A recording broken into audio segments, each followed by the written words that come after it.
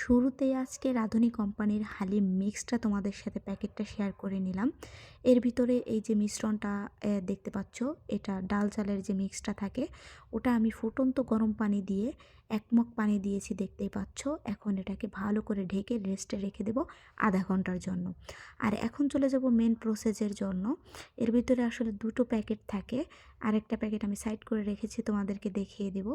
এখন মেন যে প্রসেস সেটা হচ্ছে ২ টো এলাচ দিয়েছি, ৪ টা লং, ২ টো তেজপাতা মাঝখান থেকে কেটে এরপর পরিমাণ মতো তেল দিয়ে এর ভিতরে পেঁয়াজ কুচি অ্যাড করে দিয়েছি। তো পেঁয়াজ কুচি অ্যাড করে দেওয়ার পরে এখন হচ্ছে পেঁয়াজগুলোকে ভালো করে একটু ভেজে একটু লাল লাল করে নিয়ে দেন এটার সাথে আমি বাটা মশলা অ্যাড করে দিব। তো আমার মশলাগুলো ফ্রিজে রাখা ছিল, আইস হয়ে আছে, এখনও আইস গলেনি। তো আমি তোমাদের আনুমানিক যে মাপটা বলে দিলাম, তার ৪ টেবিল চামচ আদা রসুন বাটা অ্যাড করেছি। আমি গরুর মাংস দিয়ে রান্না করব, এজন্য একটু বেশি মশলা অ্যাড করলাম। এখন দিয়ে দিয়েছি গুঁড়া মশলা, হলুদের গুঁড়া, মরিচের গুঁড়া।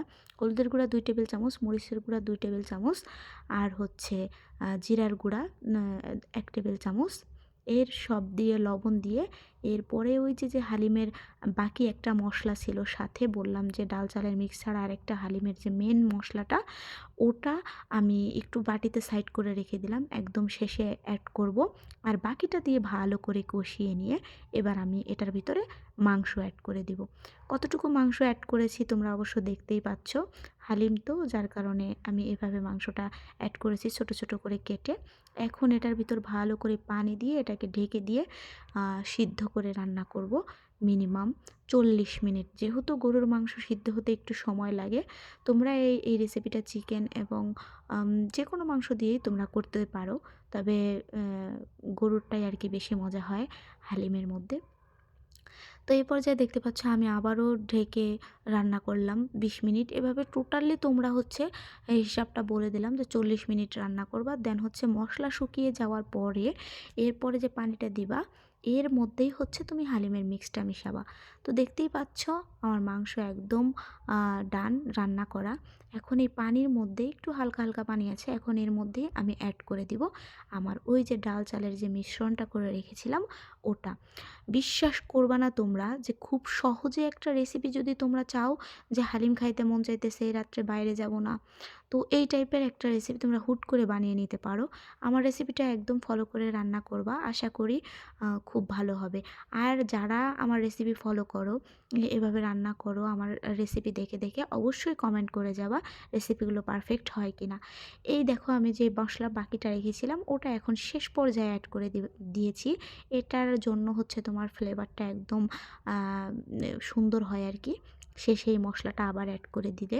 তো যাই হোক, একদম হালিম রান্নাটা দেখতে পাচ্ছ একদম ডান। এই শেষের যে ডাল চালের মিশ্রণটা দেওয়ার পরে যেই রান্নাটা করবা যতক্ষণ, এটা অনেক আস্তে আস্তে লো ফ্লেমে রেখে করবা, ঢেকে ঢেকে ভালো করে যেন ডাল আর চাল সিদ্ধ হয়, মুখে যেন না বাজে।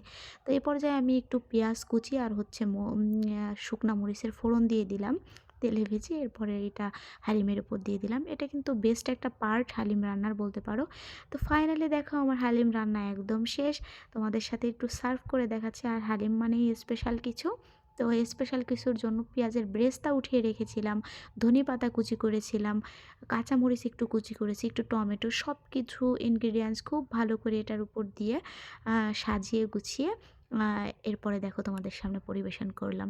And thanks for watching my video. যে যেখান থেকে আমার ভিডিও দেখছে সবার প্রতি রয়েছে আন্তরিক শুভেচ্ছা ও ভালোবাসা। দেখা হচ্ছে আরও নতুন আর একটা ভিডিওতে।